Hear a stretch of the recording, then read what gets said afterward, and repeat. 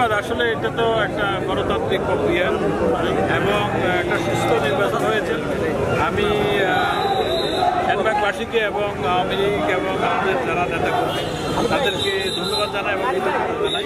তারা একটা সুন্দর নির্বাচন করেছেন এবং কোনো প্রবলেম হয় নাই, কোথাও কোনো মারামারি লেগেনি, কোনো কিছু হয় না। এবং আমি মনে করি এর মাধ্যমে গণতান্ত্রিক প্রক্রিয়ার মাধ্যমে সেনবাগকে একটা স্মার্ট সেনবাগ এবং সেনবাগ অনেক কাজ হয়েছে এবং অনেক কাজ করতে হবে। কারণ বাংলাদেশের যে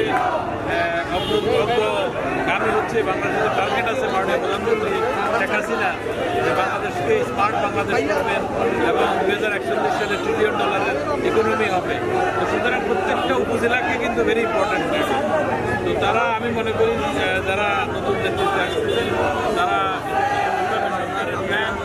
মাথা রেখে কিছু ধন্যবাদ।